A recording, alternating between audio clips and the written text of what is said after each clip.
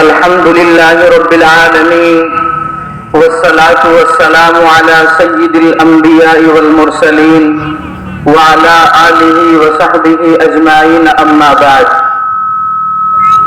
معزز حاضرین، عزیز طلباء اور اسٹیج پر رونق افروز مدرسے کے اساتذہ، ہندوستان کی تاریخ میں دو دن بڑی اہمیت رکھتے ہیں. ایک 15 اگست کا دن ہے اور دوسرا 26 جنوری کا دن ہے. 15 اگست سن 1947 میں چونکہ ہمارا یہ دیش انگریزوں کے ناپاک سائے سے پاک ہوا، اس لیے آج کے دن کو آزادی کے طور پر منایا جاتا ہے.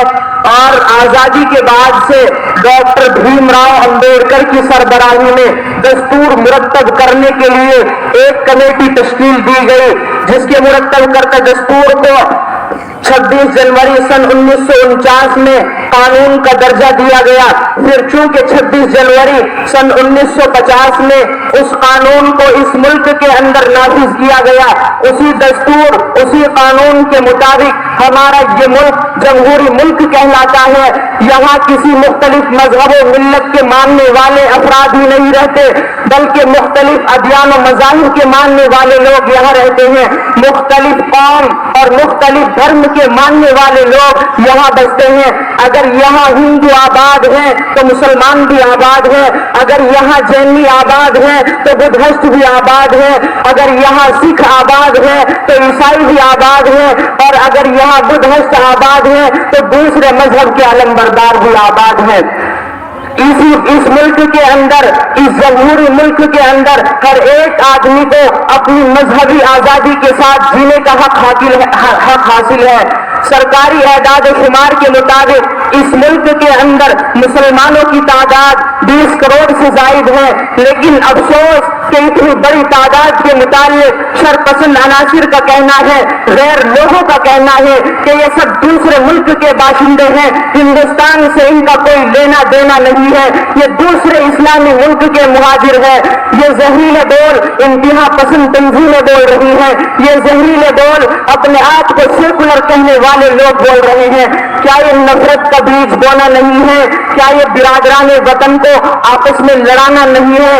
کیا یہ جمہوریت کی پامالی نہیں ہے؟ جی ہاں، اسی وجہ سے آج ہمارے ملک کے اندر جھگڑے اور فسادات پھیل رہے ہیں، لوگوں کے اندر دوریاں پیدا ہو رہی ہیں، نفرت اور تعصب کو فروغ مل رہا ہے. معزز حاضرین، میں آپ کو بتاؤں کہ جو لوگ ہمیں دوسرے ملک کے باشندے ہونے کے طعنہ دیتے ہیں، اگر وہ چند صدی پیچھے پلٹ کر دیکھیں تو انہیں معلوم ہو جائے گا کہ ہمارے آباء و اجداد نے اس ہندوستان کو سنوارا ہے. ان کے یہاں ہندوستان میں آنے سے پہلے نہ یہاں امن و امان تھا، نہ سکون اور سلامتی، نہ عدل و انصاف تھا، نہ کوئی مستحکم نظام تھا. جب ہمارے بزرگوں نے اس ہندوستان کے اندر قدم رکھا اور 800 سال حکومت کر کے اس ہندوستان کو ایک متحد و منظم ہندوستان بنایا، یہاں تک کہ اس کو سونے کی چڑیا کہا جانے لگا. جی ہاں، جس ہندوستان کے مہان اور سونے کی چڑیا ہونے پر آج ہمیں فخر اور ناز ہے، یہ ہمارے بزرگوں کی محنت کا نتیجہ ہے. معزز حاضرین، آج بھی آپ کو اونچے اونچے پوسٹروں پر، دیواروں پر اور بلڈنگوں پر میرا بھارت مہان لکھا ہوا نظر آئے گا. میں اپنے وطنی بھائیوں سے پوچھنا چاہتا ہوں کہ جس ہندوستان کے مہان ہونے پر ہمیں فخر اور ناز ہے، اس کو مہان کس نے بنایا؟ یہ بلندیوں سے بات کرنے والا دہلی کا قطب مینار کس نے بنایا؟ دلکش منظر پیش کرنے والا یہ لال قلعہ کس نے بنایا؟ دعوت نظارہ دینے والی دہلی کی جامع مسجد کس نے بنائی؟ شاہجہاں کا حسین تاج محل یہ کس نے بنایا؟ تم ہندوستان کے اندر گھوم پھر کر دیکھو، تمہیں چپے چپے پر ہمارے نشانات ملیں گے. عربی اور فارسی کی تحریرات چمکتی ہوئی ملے گی. دہلی کے اندر جا کر دیکھو، قطب مینار بختیار کاکی کا قطب مینار قرآنی آیات سے جگمگا رہا ہے. شہر آگرہ جا کر دیکھو، شاہجہاں کا حسین تاج محل قرآنی آیات سے मुनव्वर हो रहा है। दिल्ली की जामा मस्जिद में जाकर देखो, फारसी अरबी की इबारत चमक रही है। मुअज़्ज़ज़ हाज़िरीन, बहार ये जो गुलशन में आई हुई है, बहार ये जो गुलशन में आई हुई है, ये पहले हमारी ही लगाई हुई है। ये हमारी पहले की तारीख है, ये हमारे पहले की तारीख है। आज के नई नस्ल और आज के जवान इस तारीख से नावाकिफ होते जा रहे हैं। आप इससे आगे बढ़िए और उस वक्त की तारीख को, उस वक्त के इतिहास को पढ़िए कि जब 7 समंदर पार से आने वाली वक़्क़ार कौम ने इस हिंदुस्तान के ऊपर अपना कब्जा जमा लिया, उस वक्त अंग्रेजों के खिलाफ जिस शख्स ने सबसे पहले आलम बगावत बुलंद किया वो शेखुल हदीस हजरत मौलाना शेखुल हदीस मुहद्दिस देहलवी की ज़ात ग्रामी है। उस मर्द कलंदर की आवाज में इतना जादू था कि इस आवाज ने अंग्रेजों की नींदों तक हराम कर दी। ये वो आवाज थी जिसने सबसे पहले हिंदुस्तानियों को आजादी की धमक सुनाई दी। इस आवाज ने लहू को गरमा दिया, उसको भड़का दिया। फिर तो साम्राज्य ताकत को शिकस्त देने के लिए हमने दूसरे लोगों का भी इंतजार नहीं किया, बल्कि तने तनहा मैदान में आकर उनसे मुकाबला किया और इतना खून इस राह में हमने बहाया है कि दूसरे बिरादरान वतन ने इतना पसीना भी नहीं बहाया होगा।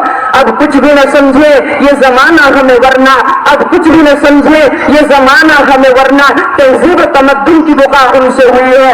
तारीख आजादी की एक ठोस हकीकत है कि सन 1857 में अंग्रेजों के खिलाफ जो इनकलाब बरपा हुआ वो नाकाम क्या हुआ कि मुसलमानों के ऊपर जुल्म सितम के पहाड़ तोड़े गए। कितने मुसलमान थे जिनको सफों में खड़ा करके गोलियां मार दी गई, बगावत के जुर्म में उन्हें शूट किया गया, काले पानी की सजा दी गई, उनको फांसियों के फंदों पर लटका दिया।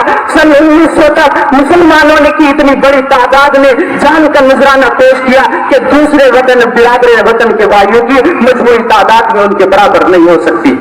इस बज़्म जुनून के दीवाने हर राह से पहुंचे यज़दा तक, इस बज़्म जुनून के दीवाने हर राह से पहुंचे यज़दा तक, है आम हमारे अफसाने दीवार चमन से जिंदा तक, है आम हमारे अफसाने दीवार चमन से जिंदा तक। 100 बार सवारा है हमने इस मुल्क के गेसुए बरहम को, 100 बार सवारा है हमने इस मुल्क के गेसुए बरहम को, ये अहले जुनून बतलाएंगे क्या हमने दिया है आलम को।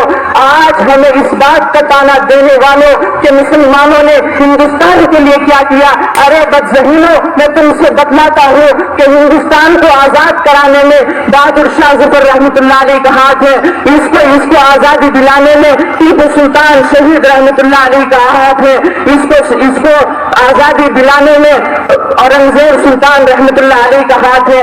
और जिस वक्त अंग्रेज इस मुल्क के ऊपर काबिज हो गए और ईस्ट इंडिया कंपनी बनाकर इस मुल्क के ऊपर अपना दबाव बना लिया, उस वक्त हमने अंग्रेजों के खिलाफ इनकलाब बर्पा किया और अंग्रेजों को उनके मंसूबों में नाकाम बनाया है। आप तारीख उठाकर देखें कि हिंदुस्तान से आजादी में लड़ने वालों का और शहीदों का नुमाया नाम इमाम रब्बानी हजरत मौलाना रशीद अहमद गंगोही का मिलेगा, हाफिज जामी शहीद रहमतुल्लाह अलैह का मिलेगा, शेखुल हदीस मुहद्दिस कबीर हजरत मौलाना खलीलुर रहमान साहब सहारनपुरी अमजोदरी का मिलेगा, मौलाना मजहर नानोतवी का मिलेगा, हाफिज जामी शहीद का मिलेगा और हजरत मौलाना हुसैन अहमद मदनी का मिलेगा। यही वो मौलाना हुसैन अहमद मदनी है असीर मानता कि आज भी कराची का हाल गवाह है। अंग्रेज अफसरान मौजूद है, मौलाना मदनी को मुखातब करते हुए अंग्रेज जज ने सवाल किया कि मौलाना क्या आपने अंग्रेजी फौज में मुसलमानों का भर्ती होना हराम करार दिया है। मौलाना मोहम्मद अली जौहर मौलाना मदनी की बगल में थे, मौलाना से कहने लगे कि मौलाना इस वक्त उम्मत को आपकी जरूरत है, जरा नसीहत से काम लीजिएगा। मौलाना ने अंग्रेज जज की आंखों से आंखें मिलाकर कहा कि हाँ, हमने अंग्रेजी फौज में मुसलमानों का भर्ती होना हराम करार दिया है।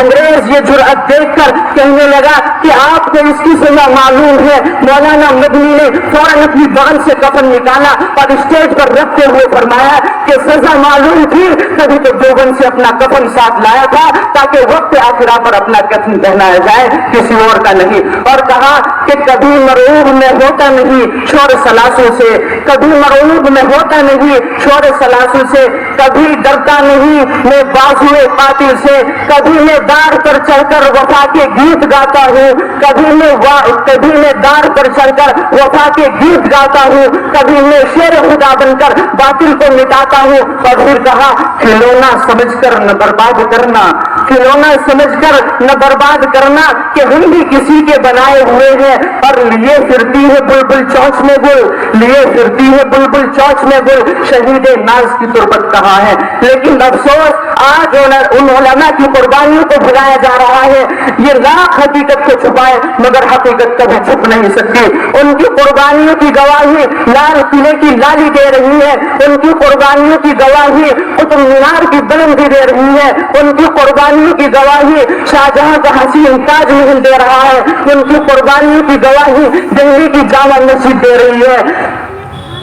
बूटा बूटा हाल हमारा जाने है, पत्ता पत्ता बूटा बूटा हाल हमारा जाने है, जाने न जाने भूल भी न जाने बाप तो सारा जाने है। मुअज़्ज़ज़ हाज़रीन, आखिर में मैं आपको एक बात बतलाऊं कि इंसान जिस मुल्क के अंदर रहता है उस मुल्क से उसको मोहब्बत होती है, उस मुल्क से उसको लगाव होता है।